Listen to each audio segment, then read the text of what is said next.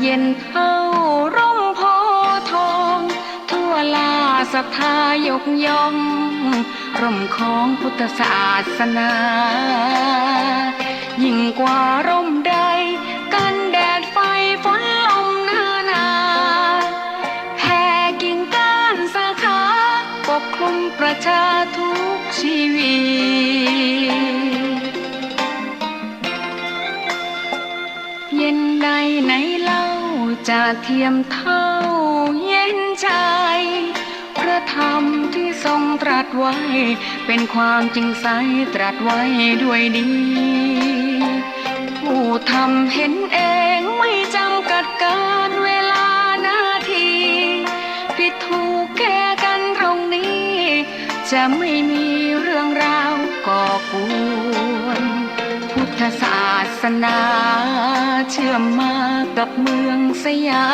มวัดบ้านโรงเรียนเขตคามปฏิบัติตามแม่ยามเรรวนคิดทำสิ่งใดเป็นไปเพื่อประโยชน์ทั้งมวลทำดีละสิ่งยั่วยวนขนึงครวญทางสายกลางชนะในเล่าจะเทียมเท่าชนะตนยิ่งใหญ่ในทุกแห่งหนยิ่งกว่าชนะคนในสงครามไม่มีกลับแพ้ไม่มีเรื่องแย่มาลุกลามประพฤติปฏิบัติตามองค์สัมมาสัมพุทธเจ้า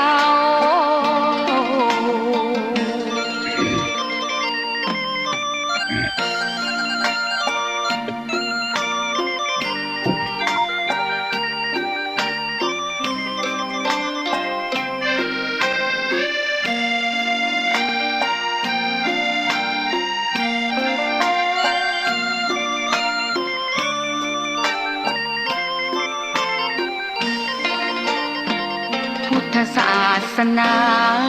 เชื่อมมากับเมืองสยามวัดบ้านโรงเรียนเขตคามปฏิบัติตามแม่ยามเรรวนคิดทำสิ่งใดเป็นไปเพื่อประโยชน์ทั้งมวลทำดีละสิ่งยั่วยวนขนึงครวญทางสายกลาง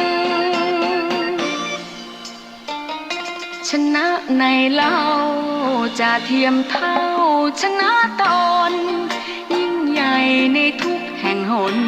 ยิ่งกว่าชนะคนในสงครามไม่มีกลับแพ้ไม่มีเรื่องแย่มาลุกลามประพฤติปฏิบัติตามองค์สัมมาสัมพุทธเจ้า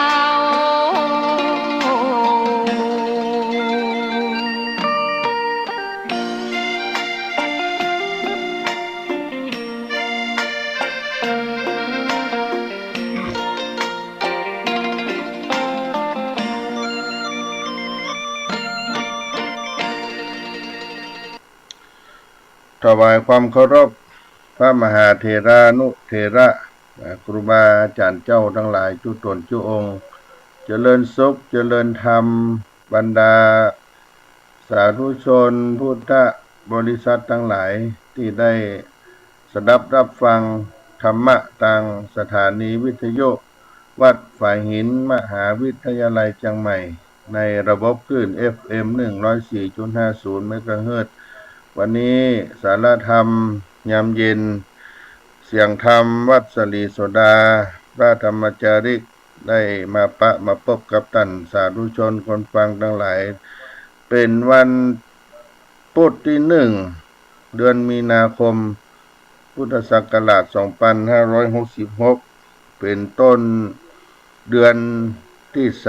3ตามปฏิทินสากลเดือนมีนาคมและก็เป็นวันเดือน5เหนือออก10ค่ำตามจันทรคติของคนพื้นบ้านล้านนาไทยของเราวันนี้อากาศก็พอประมาณบ่ร้อนบ่หนาว ได้มีอากาศเย็นขึ้นมาในเมื่อค่ำยามแลงวันนี้ก็ได้มามาพบกับท่านผู้ฟังทั้งหลายเป็นสารธรรมของวัดสลีโสดาโดยอัตมาภาพท่านพระครูปัญญาสังฆการ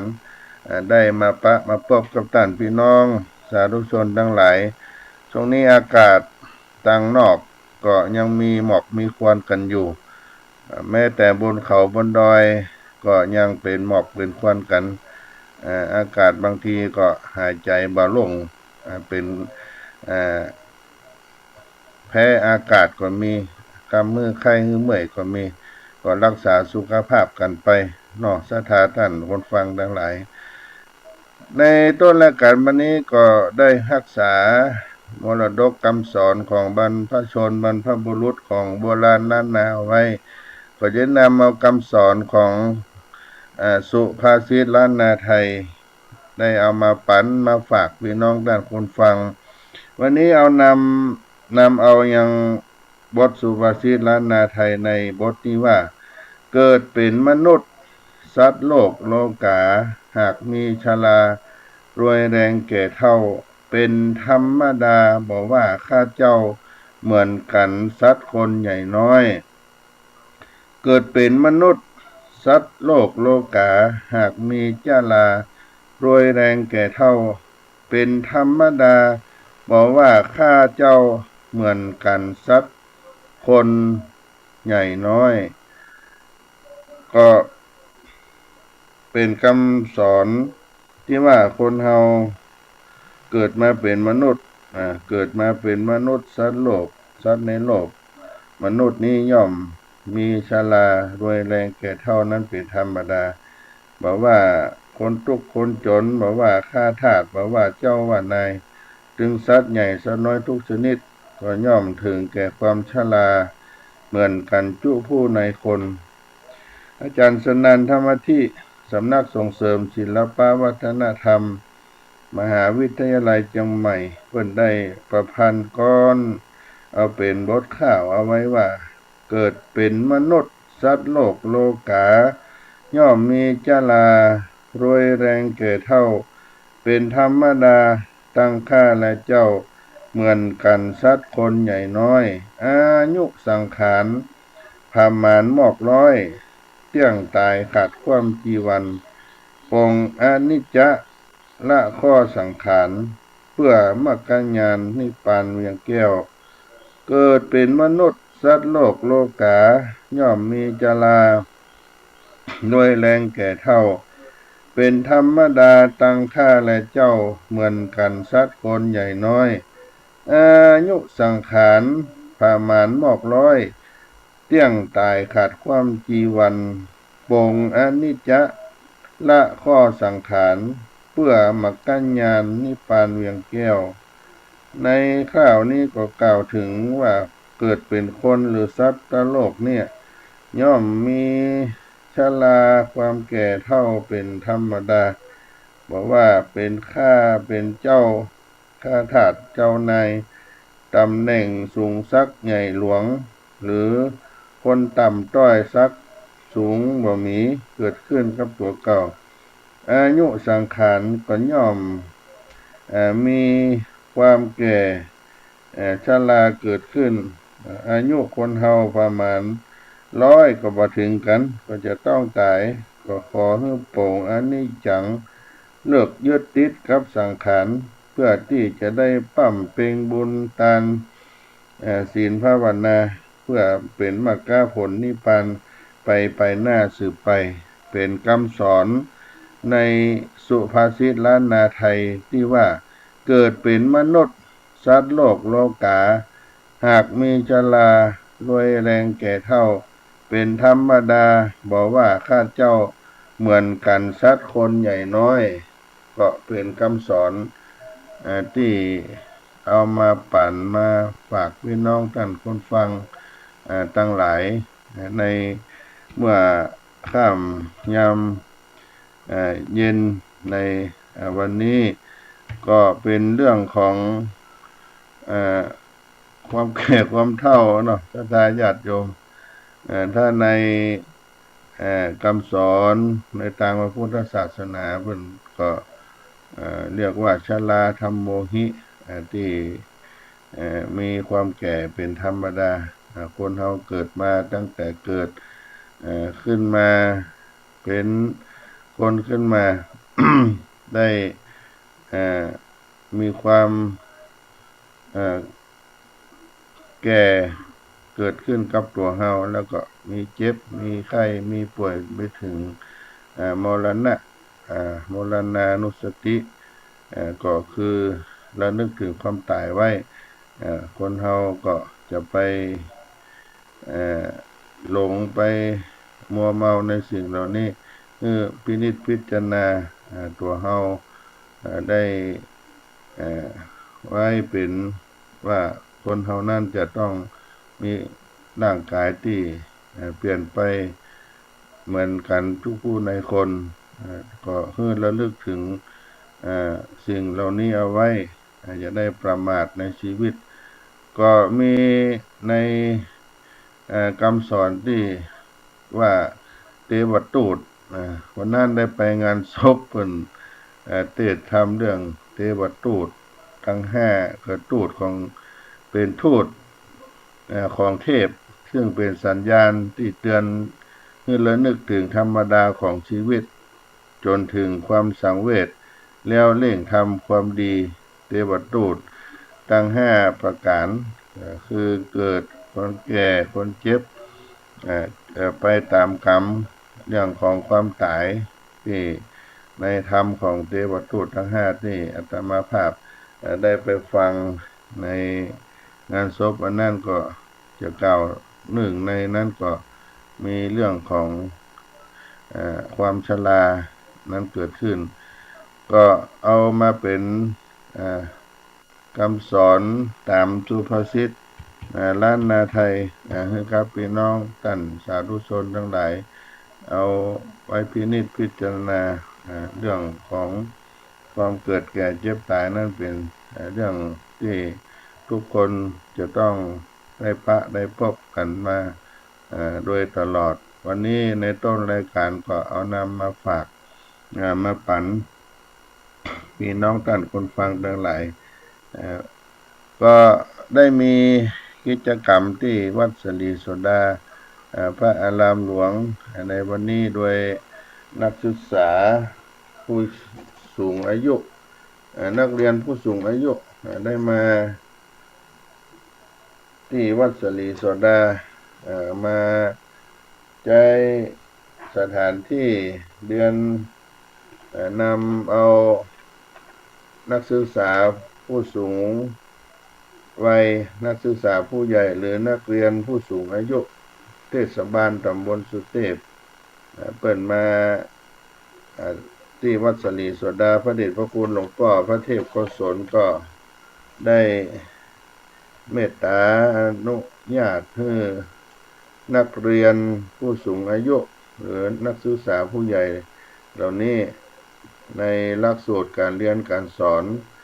พระพุทธศาสนาประจำปี 2566 โรงเรียนผู้สูงอายุรุ่นที่ 5 ได้มาใช้ห้องเรียนในวัดสลีโสดาพระอารามหลวงเปิ้นปฐมนิเทศนักเรียนผู้สูงอายุรุ่นที่ 5 เมื่อวันที่ 8 กุมภาพันธ์ 2566 แล้วก็เริ่มมีการเรียนการสอนตั้งแต่วันพุธที่ 15 กุมภาพันธ์ 2566 เป็นต้นมาและก็ได้มาครั้งนี้ที่วัดสลีโสดาพระอารามหลวงในตำบลสุเทพนี้ก็จะมีจำนวน7 วัดที่จะต้องไปเรียนนอกสถานที่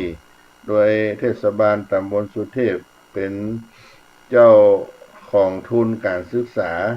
มาให้กับศึกษาผู้สูงอายุในรุ่นที่ 5ก็มีการต้อนรับพระเจ้าอาตมาภาพก็ได้เข้าไปที่ศาลาศรีสมเด็จคุณโยมผอ.ตุ๊กตาเพิ่นก็ได้นำเอานักเรียนผู้สูงอายุรุ่นที่ 5 เข้ามาที่วัดสลีโสดาเวลา10 โมงช่วงเจ้าได้เดินทางออกจากเทศบาลตำบลสุเทพก็มาถึงวัดสลีโสดาพระอารามหลวงในวันนี้ก็คงเป็นพุธที่1ของเดือนมีนาคมแล้วก็มีพุธที่2ของเดือนต่อไปจะไปถึงวันพุธที่5ของเดือนมีวัดศรีโสดาวัดอุโมงค์วัดผาลาดวัดจั่งทองวัดล่ำเปิงโป่งน้อยป่าแดงมหาวิหารในตำบลสุเทพนี่ก็มีคณะสงฆ์ร่วมด้วยช่วยกันวันนี้เปิ้นก็ได้นำเอานักเรียนผู้สูงอายุจำนวน60ท่านเข้ามาในวัดสลีโสดาด้วยกันสนับสนุนของเทศบาลตำบลสุเทพท่านนายกเทศมนตรีตำบลสุเทพท่านพระศิลป์อัครเดชธนโชติเพิ่นเป็นเจ้าเก้าในนายกเทศมนตรีเทศบาลตำบลสุเทพแล้วก็หมู่เจ้าหน้าที่ในเทศบาลก็มาร่วมกันวันนี้ตั้งแต่เจ้าเพิ่นก็มีกิจกรรมในวันพุธที่1มีนาคม2566เวลา 7 โมงถึง 8 โมงเกิ่งได้ออกกำลังกายหน้าสนามกีฬาเทศบาลตำบลสุเทพแจ่น้ำแจ่เท้าด้วยน้ำสมุนไพรที่อาคารอเนกประสงค์ตำบลสุเทพแล้วก็กินข้าวเจ้าเวลา 8 โมงครึ่งจนถึงเวลา 9 โมงครึ่งออกเดินทางมาที่เทศบาลตำบลสุเทพมายังวัดสลีโสดาพระอารามหลวงเวลา 10 โมงถึง 11 โมง 30 นาทีอาตมาภาพก็ได้รับมอบหมายจากพระเดชพระคุณหลวงพ่อพระเทพโกศลให้ไปกล่าวต้อนรับแนะนำวัดสลีโสดาพระอารามหลวงโดยคณะเทศบาลตำบลสุเทพรถไฟฟ้า2 คันเป็นได้นำเอามาจำนวน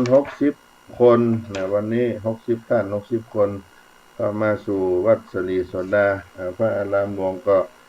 ได้อู้จาถึงประวัติวัดสลีโสดาโดยคร่าวๆให้เปิ้นได้ฟังใน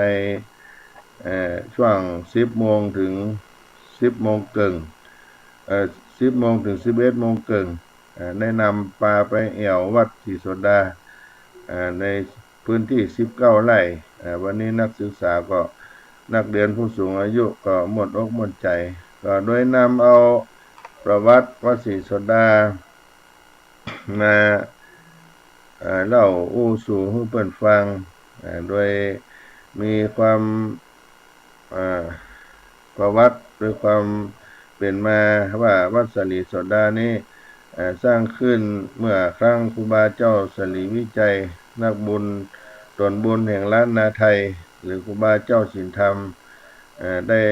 จารึกเป็นประวัติศาสตร์กู้นครเชียงใหม่เพราะเป็นจุดลงจอบแรกของการขุดตังขึ้นดอยสุเทพโดยมีเจ้าแก้วนวรัตน์เจ้าผู้ครองนครเชียงใหม่ได้ลงจอบแรกเป็นปฐมฤกษ์ในวันที่9 พฤศจิกายน 2477 เป็นจุดเริ่มต้นเส้นทางบุญสำหรับสัญจรไปนมัสการพระบรมธาตุเจ้าดอยสุเทพได้ผ่านป่าผ่านดอยขึ้นไปอดีตก็เป็นที่ธุรกันดารเป็นระยะทางประมาณ11 กิโลเมตรใช้เวลา5 เดือนกับ22 วันด้วยพลังศรัทธาประชาชนเป็นผลงานที่ยิ่งใหญ่ที่ครูบาเจ้าสลีวิจัยได้ทำเอาไว้และมีความสำคัญผูกพันกับการสร้างทางขึ้นดอยสุเทพเมื่อปี 2477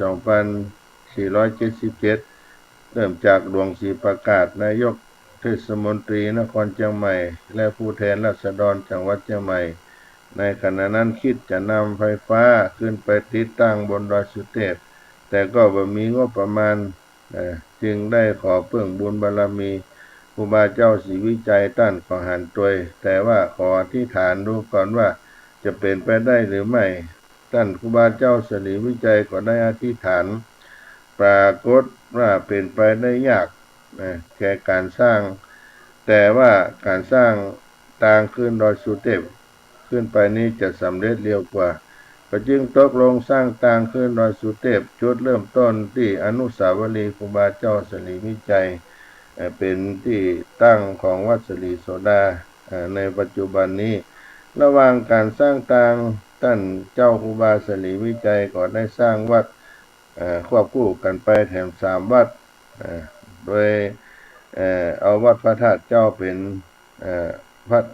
ที่4ในการสร้างเพื่อเชื่อมโยงในการปฏิบัติธรรมของพระอริยบุคคล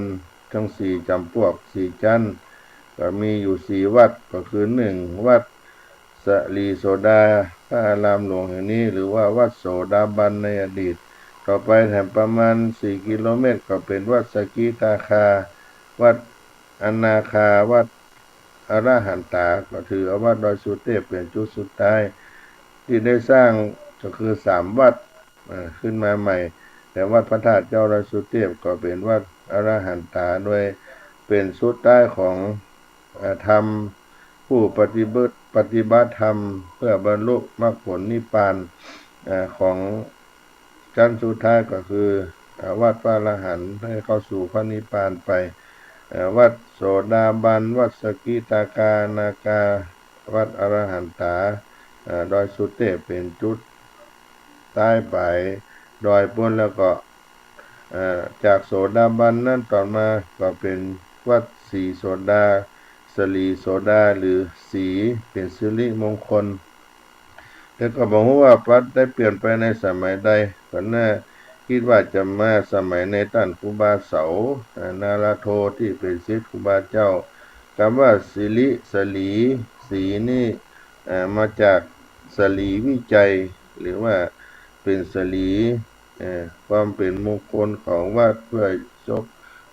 ย่องเชิดชูรำลึกถึงคุณูปการที่ท่านเจ้าครูบาศรีวิจัยได้มาสร้างโสดาบันแห่งนี้ต่อมาความเจริญรุ่งเรืองวัดศรีโสดาก็ได้รับพระกรุณาโปรดเกล้าคือยกขึ้นเป็นพระอารามหลวงชนิดสามัญในวันที่29 มิถุนายน 2551แล้วก็เป็นแห่งที่9ของจังหวัดเชียงใหม่ที่ได้ตั้งเป็นพระอารามหลวงนอกจากนั้นแล้ววัดศรีโสดาก็ยังมีโรงเรียนพระภิกษุสามเณรชื่อว่าโรงเรียนสมเด็จพระพุทธชินวงศ์อยู่ในวัดศรีโสดาแห่งนี้วัดศรีโสดาเป็นที่ตั้งสำนักงานพระธรรมจารีส่วนภูมิภาคเพื่อการเผยแผ่พระพุทธศาสนาแก่ชนถิ่นกันดารและจัดการศึกษาแต่เดิมดำเนินการหน้าวัดเบญจมาบพิตรดุสิตวนารามกรุงเทพมหานครตั้งแต่ปี 2508 เป็นต้นมาถือกำเนิดตั้งแต่ปี 2508 เป็นต้นมาที่ได้ถือกำเนิดจากโครงการพระธรรมจารีด้วยภายหลังจากการที่เยาวชนเจ้าเขา12 คนได้ขอบรรพชาเป็นสามเณรและศึกษาภาษาไทยที่วัดเบญจมาบพิตรสำหรับเป็นแนวทางการศึกษาพระปริยัติธรรมผลจากการรื้อฟื้นภาษาไทยทำให้สามเณรทั้งหลายเหล่านั้น12 รูปสามารถสอบนักธรรมชั้นตรีชั้นโทชั้นเอกได้ในการศึกษาในเวลาต่อมาวันที่30 พฤศจิกายน 2513 พระเดชพระคุณพระธรรมกิตติโสพลสุวรรณโชโตประเรียนธรรม7 ประโยคหรือเจ้าพระคุณสมเด็จพระพุทธชินวงศ์ได้พร้อมด้วยหน่วยงานราชการกรมประชาสงเคราะห์ได้ทำบุญทอดกฐินและเปิดป้ายเป็นศูนย์อบรมพระพุทธศาสนาแก่พระภิกษุสามเณรชาวเขาเป็นศูนย์ดำเนินงานด้านการศึกษาเผยแผ่พระพุทธศาสนาแก่ชาวเขาโดยมีท่านพระครูสิริธรรมจารีเป็นเจ้าอาวาสวัดศรีโสดาในสมัยนั้น ได้รับสนองนโยบายตามวัตถุประสงค์ต่อมาปี2514จัดตั้งเป็นโรงเรียนผู้ใหญ่เจ้าเขาวัดศรีโสดาหรือวัดสลีโสดานี่ขณะนั้นหลักสูตรการศึกษานอกโรงเรียนระดับประถมศึกษาจัดการเรียนการสอนภาษาไทยสำหรับใจประกอบการศึกษาพระปริยัติธรรมแผนกธรรมต่อมาก็ได้เปิดสอนบาลีไวยากรณ์ถึงปท3ได้มีครูสอนจากวัดเบญจมาบพิตรผู้ที่สอบผ่านต้องการศึกษาที่สูงขึ้นเพื่อไปศึกษาต่อที่วัดเบญจมาบพิตรต่อไปปรากฏว่าทำให้เยาวชนนิยมเข้ามาบวชกันมากขึ้นต่อมาปีพุทธศักราช2532ได้เปิดการทำการเรียนการสอนพระปริยัติธรรมแผนกสามัญศึกษาและก็ต่อมากระทรวงศึกษาธิการได้อนุญาตจัดตั้งโรงเรียนสมเด็จพระพุทธชินวงศ์ในวันที่1 ตุลาคม 2533ได้จัดการเรียนการสอนหลักสูตรพระปริยัติธรรมแผนกสามัญศึกษาดำเนินการแบบศึกษาสงเคราะห์ประเภทอยู่ประจำสังกัดของพุทธศาสนาศึกษาสำนักงานพระพุทธศาสนาแห่งชาติปีแรกเปิดรับนักเรียนมัธยมศึกษาที่1จำนวน59รูปได้ทำให้เยาวชนชาวเขานิยมเข้ามาบวชเรียนเป็นจำนวนมากจนต้องขยายได้รับอนุญาตจัดการเรียนการสอนถึงระดับมัธยมศึกษาตอนปลายวันที่1 มิถุนายน 2535ตามลำดับมาก็มีนักเรียนมัธยมศึกษาปีที่4รุ่นแรกจำนวน7รูปโรงเรียนสมเด็จพระพุทธชินวงศ์ก็เกิดขึ้นโดยโครงการพระธรรมจาริกมีเยาวชนพี่น้องชาติพันธุ์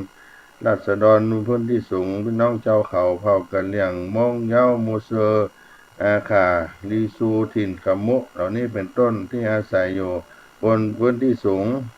ในภาคเหนือภาคกลางบางส่วนตามที่โครงการพระธรรมจาริกสนับสนุนส่งเสริม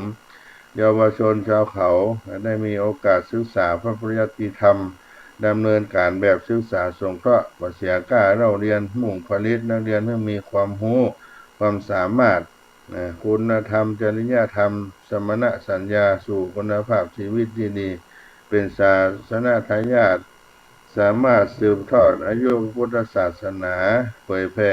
พระพุทธศาสนาแก่ชนถิ่นกันดารบนที่สูงตามโครงการพระธรรมจาริกที่ได้มีนโยบายเอาไว้นี่ก็ได้เอาเล่าอู้สู่กับบรรยายให้กับนักเรียนผู้สูงอายุที่ได้มาในวันนี้เปิดได้แล้วก็ป้าเปิ้นไปในวัดสลีโสดาในพื้นที่19ไร่ไปดูพระอุโบสถวิหารของวัดสลีโสดาที่ได้ตั้งอยู่หมู่บ้านน้ำตกห้วยแก้วตั้งในบริเวณหมู่บ้านน้ำตกห้วยแก้วหมู่2ตำบลสุเทพอำเภอเมืองเชียงใหม่จังหวัดเชียงใหม่แต่เดิมนั่นก็เป็นวัดราชสังกัดมหานิกายได้พระราชทานวิสุงคามสีมาเมื่อวันที่21ธันวาคม2522วิสุงคามสีมากว้าง30เมตรยาว60เมตรพศ2514ก็เป็นวัดพัฒนาตัวอย่างสำนักงานพระพุทธศาสนาแห่งชาติกรมการศาสนาเดิม2542เป็นวัดพัฒนาตัวอย่างนี้เด่นเฉลิมพระเกียรติพระบาทสมเด็จพระเจ้าอยู่หัวเนื่องในวโรกาสพระราชพิธีมหามงคลพระชนมพรรษา6รอบในสำนักงานพระพุทธศาสนาวัดสลีโสดาในด้านทิศเหนือนั้นก็ติดลำน้ำขุ่น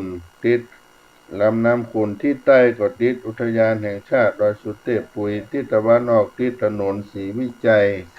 และทิศตะวันตกตั้งอยู่ติดกับอุทยานแห่งชาติดอยสุเทพปุยอันนี้ก็เป็นบริเวณวัดสลีโสดาก็มีนักเรียนผู้สูงอายุได้ไปดูพระอุโบสถหอธรรมพระธาตุวัดสลีโสดาไปอยู่ที่พักกุฏิของพระภิกษุสามเณรวัดสลีโสดา พระอารามหลวงขึ้นไปถึงคณะ7คณะ8คณะ9จะถึงลำน้ำห้วยแก้วที่เป็นที่ภาคของพระภิกษุสามเณรวัดศรีสนดาพระอารามหลวงแล้วก็กลับมาที่ห้องเรียนศาลาศรีสมเด็จเพื่อจะได้พักในการรับประทานอาหารกลางวันให้กับนักเรียนนักศึกษาของโรงเรียนผู้สูงอายุเทศบาลตำบลสุเทพในเบื้องต้นนี้ก็ได้บรรยายให้กับนักเรียนผู้สูงอายุไปก็มาเล่าพี่น้องฟังในสาระธรรมเย็นๆวันนี้ก็พักกันสักคำก่อนเนาะเพื่อจะได้รับคีตธรรมทางรายการสักคำก่อนเนาะก็ได้มาถึงช่วงที่2รายการสารธรรมยามเย็นวัดศรีสนดาพระอารามหลวงโดยอาตมาภาพท่านพระครูปัญญาสังฆการได้มาพบพี่น้องคนฟังท่านทั้งหลายได้มาเล่าสู่กันฟังในกิจกรรมในวันนี้ที่ได้ต้อนรับคณะนักเรียนผู้สูงอายุกับเทศบาลตำบลสุเทพในรุ่นที่5พูดถึงการศึกษาบอกว่าคนหนุ่มคนแก่ก็ต้องศึกษากันไปตลอดชีวิตเนาะศรัทธาญาติโยมทั้งหลายแล้วก็การพัฒนาความรู้ของเฮานั้นก็ต้องคู่กับคุณธรรม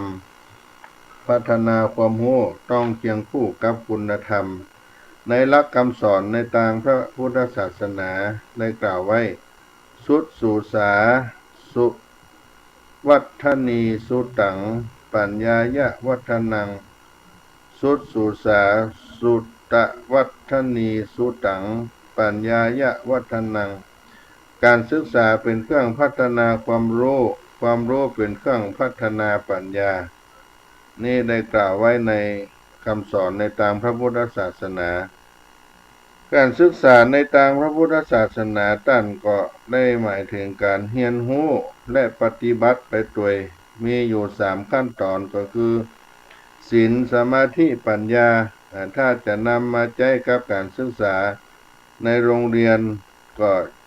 จะได้ลักว่าในขั้นต้นนักเรียนก็จะต้องตั้งอยู่ใน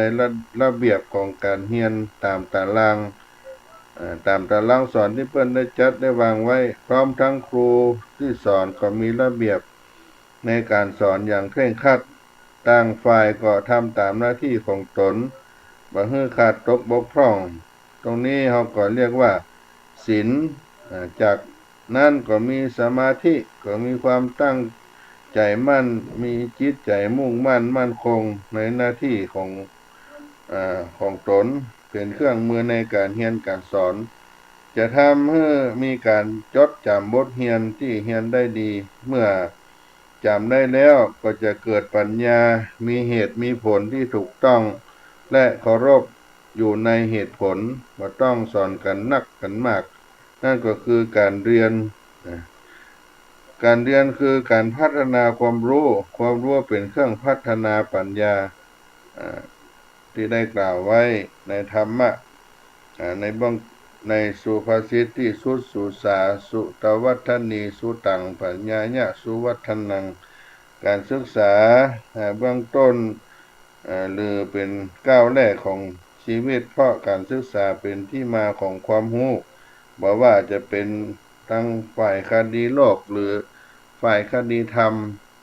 สมัยพุทธกาลสมัยพระสัมมาสัมพุทธเจ้าก็อาศัยการฟังการจดการจำเป็นตำราเรียนก็จึงห้องศิษย์สมัยนั้นว่าสาวกสาวกะสาวกซึ่งแปลว่าผู้ฟังหรือผู้เชื่อฟังและการเรียนก็อาศัยศีลสมาธิและก็ปัญญาเป็นเส้นทางเดินของการศึกษาที่จะไปสู่การพัฒนานั้นขึ้นอยู่กับวัฏจักรพัฒนา3ประการก็คือ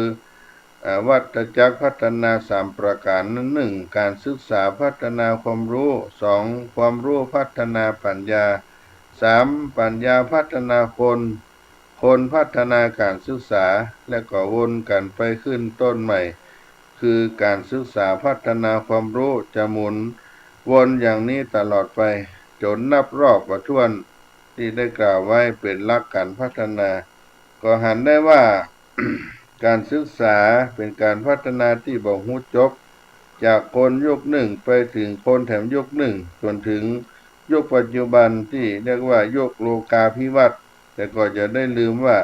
โลกาภิวัตน์จะต้องกู้กับธรรมาภิวัตน์ถ้าบ่กู้กันสักวันหนึ่งก็จะกลายเป็นโลกาภินาศไปได้เพราะถ้าคนว่ามีธรรมะความพินาศก็จะตามด้วยมาอย่างแน่นอนเพราะฉะนั้นก็อย่าหลงแต่ความศรีวิไลของโลกาภิวัตน์จะต้องพัฒนาคนให้มีธรรมะด้วยถ้าโลกเจริญแต่คนพินาศก็จะความทุกข์เกิดขึ้นจะมีความทุกข์เกิดขึ้นความเดือดร้อนจะเกิดขึ้นจะเกิดประโยชน์อันใดถ้าบ่มีธรรมบ่มีธรรมะเพราะฉะนั้นการศึกษาพัฒนาความรู้ถ้าใฝ่คิดดูจะพัฒนาปัญญาพัฒนาความรู้เคียงคู่คุณธรรมใช้ปัญญาตัวนำสิ่งชั่วตัวปรับปรุงก็เป็นเรื่องราวของการศึกษาการเรียนรู้ประโยชน์ที่เราจะได้ที่ได้เรียนรู้แล้วก็จะนำสุขมาให้ความรู้ในวิชาจะพัฒนาประโยชน์การศึกษาการเรียนรู้ศิลปะวิทยาในแขนงต่างๆย่อมจะเป็นอุปกรณ์ในการดำรงชีวิตหลักฐานการตั้งตัวของคนเฮานั่นก็มีอยู่4ขั้นตอนก็คือในปฐมวัยก็ให้มันศึกษาในศิลปวิทยาอันจะเป็นการได้มาซึ่งหลักวิชานี้มีความสำคัญมากเพราะจะเป็นหลักที่เป็นที่มาของหลักอื่นๆอันเป็นเบื้องต้นของประโยชน์เมื่อมีหลักวิชาแล้วหลักที่2ก็จะตามมาก็คือหลักอาชีพบุคคลที่จะมีชีวิตอยู่ในโลกได้จำเป็นต้องอาศัยการทำงานเพราะการทำงานจะนำมาซึ่งหลักที่3ก็คือหลักทรัพย์หากจะมีอยู่ยั่งยืนตลอดชีวิตหลักทรัพย์ก็จะเกิดขึ้นต้องอาศัยหลักที่4ก็คือหลักธรรมหลักทรัพย์จะและหลักทรัพย์หากจะมีอยู่ยั่งยืนตลอดชีวิตจะต้องอาศัยหลักที่4ก็คือหลักธรรมเมื่อบุคคลทุกคนแสวงหามาซึ่งหลักทั้งหมดนี้ก็จะนำสุขมาให้หลักทั้ง4ประการหลักอาชีพหลักอาชีพอันที่1แล้วก็จะนำมายังในการหลักวิชาหลักอาชีพหลักทรัพย์และก็หลักธรรมทั้ง4ประการนี้จะนำสุขมาให้คนสมัยโบราณได้มีครอบครัวได้อยู่ร่วมกันก็จะได้รับโอวาทจากผู้หลักผู้ใหญ่โดยจะได้นำเอาคำสอนในที่บอกว่าจงสร้างหลักปักฐานเป็นบริวารเป็นกองอยู่จนแก่จนเฒ่าถือไม้เท้ายอดทองที่กล่าวก็เป็นการสร้างหลักปักฐานก็หมายถึงหลักทั้ง4ที่ได้กล่าวไว้หลักวิชาหลักอาชีพหลักทรัพย์หลักธรรมทั้ง4ประการนี้อาศัยเป็นปักฐานในการดำรงชีวิตของเฮาที่ว่าปักฐานก็หมายถึงหลักทั้ง4นั้นจะต้องปักให้แข็งแรงมีความมั่นคงถาวรเมื่อมีหลักทรัพย์สมบัติแล้วจะต้องรู้จักเก็บรักษาและก็เพิ่มพูนให้มีปริมาณมากขึ้นสามารถจะเป็นหลักทรัพย์ที่เพิ่งอาศัยได้ตลอดชีวิตถ้าฐานบ่มั่นคงชีวิตฐานบ่มั่นคงก็คือบ่ฮู้จักเก็บรักษาเป็นคนมือใหญ่ใจเติบอย่างนี้ก็จะเรียกว่าไม้ลักปักเลนไปบางคนเกิดมาในตระกูลมั่งมีด้วยสัมปติเข้าของเงินคำพ่อแม่ได้สร้างหลักปักฐานไว้ให้ใจจนตลอดชีวิตก็บ่หมดแต่ตนเองขาดหลักธรรมนำเอาหลักทรัพย์ที่มีอยู่ไปใช้จ่ายผิดประเภทผิดปกติไปหรือนำไปเล่น ในอบายมุขแถมยังมีหนี้มีสินละทานก็จึงกลายเป็นลักปักเลนไปดังกล่าวเพราะฉะนั้นเกิดมาเป็นคนจะต้องรักตนรักอนาคตเริ่มจากการศึกษาการห้ามการเฮียนเมื่อถึงวัยกลางคนก็จะได้มีหลักฐานคือรักทรัพย์รักธรรมประจำใจจะเป็นที่มาแห่งความสุขสบายที่มั่นคงถาวรสืบไปความรู้ในวิชาจะพัฒนาประโยชน์สร้างรักปักฐานสุขสันต์จะปรากฏผู้ใหญ่ต้องใจนักมันสร้างรักปักฐานสร้างให้มากเพื่อฝากไว้ในลูกในหลานก็เป็นรักของการศึกษาวิชาความรู้เป็นธรรมะในยาโตอาโตสุขาวะโหประโยชน์ที่ได้เรียนรู้แล้วก็จะนำสุขมาให้นี่ก็เป็นธรรมะเอามาปั่นมาฝากท่านสาธุชนคนฟังทั้งหลายในสารธรรมยามเย็นวันนี้โดยเฉพาะวันนี้ญาติโยมที่ได้มาก็มีความสุขในด้านจิตใจได้มาแอวมาชมมัสลีสุดาได้หันพระภิกษุสามเณรได้อยู่กันเป็นจำนวน300-400ทำให้เพิ่นได้มีความม่วนอกม่วนใจขออนุโมทนากับทุกท่านที่ได้เข้ามาเยี่ยมมาแอวกับวัดสลีสุดาถือว่าได้มาตามรอยธรรมแห่งท่านเจ้าครูบาศีลธรรมส่วนบุญของล้านนาไทยหรือครูบาเจ้าสลีวิจัยวัดสลีโสดาพระอารามหลวงพี่น้องท่านคนฟังทั้งหลายที่ได้ทราบได้ปรากฏนามของวัดสลีโสดาก็คงได้มาแอวมาชมกันแต่ว่าบ่มีโบราณสถานอย่างเก่าแก่มากมายเพราะเป็นวัดที่ได้รับการเรียนการสอนของพระภิกษุสามเณรมุ่งรักธรรมคำสอนในการเผยแผ่งานพระพุทธศาสนาในหลักธรรมของพุทธพจน์ที่ได้กล่าวไว้ว่าจลทาภิกขเวปหุชนะหิตายะปหุชนะสุขายะโล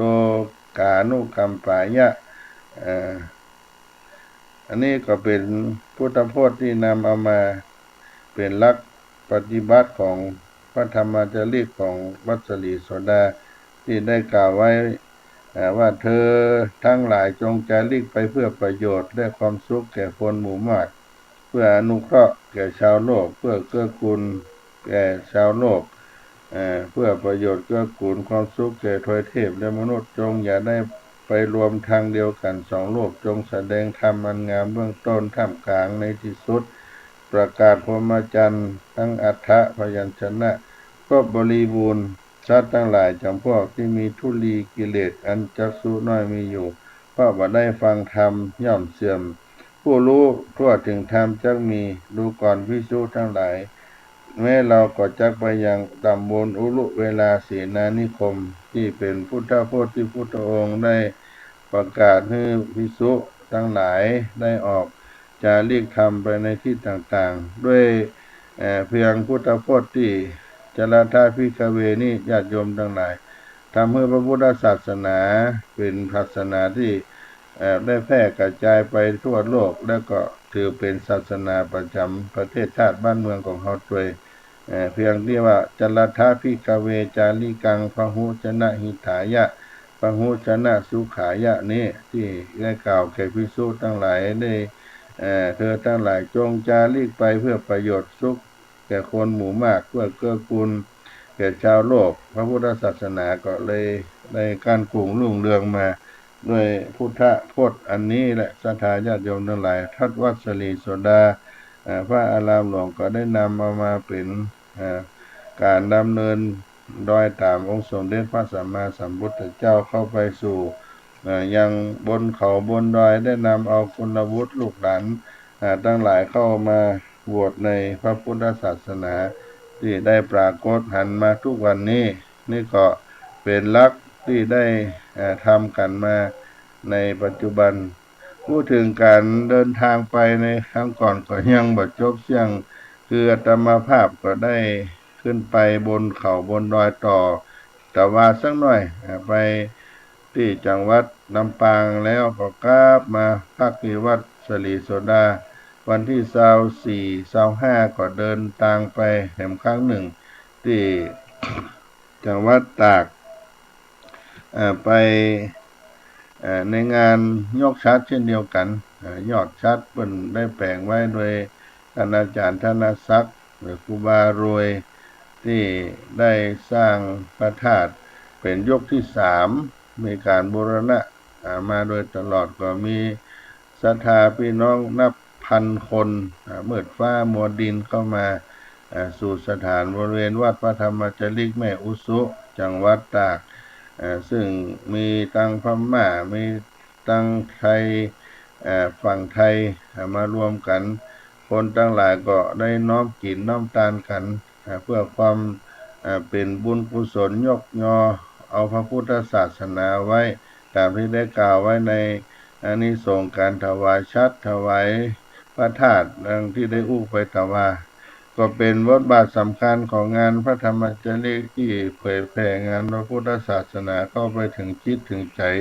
พี่น้องราษฎรบนพื้นที่สูงโดยเฉพาะวันที่25นั้นที่เป็นวันยกชัดของศรัทธาพี่น้องชาวกะเหรี่ยงเขตในจังหวัดตากที่มีพระสงฆ์พระธรรมจริกมาวันนั้นประมาณ200กว่ารูป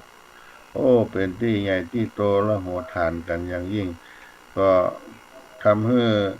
งานโครงการพระธรรมจริกก็ถือว่าได้ลุดหน้ากันไป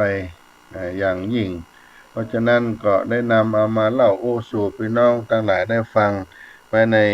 สารธรรมเสียงธรรมพระธรรมจริกวัดสลีชนดาไว้เพียงตัวอีกก่อนวันนี้เวลาก็ใกล้จะหมดเวลาไปก็จะได้ล่ำลาสาธุชนไว้เพียงตัวอีกก่อนมีภารกิจศาสนกิจที่จะต้องเดินทางไปในเมื่อค่ำยามเย็นวันนี้ก็ขอความสุขสดดีจงมีแก่ท่านผู้ฟังทั้งหลายขอขอบคุณทุกท่านที่ได้รับฟังแล้วก็อนุโมทนาทุกสถานีถ้ามีโอกาสได้ลิงก์สัญญาณนี้ไปเสียงธรรมวัดสลีโสดาก็ไปถึงไหนก็ขอความสุขแก่ท่านทั้งหลายไปทุกสถานีทุกรายการที่เพื่อนได้ลิงก์สัญญาณไปก็ดี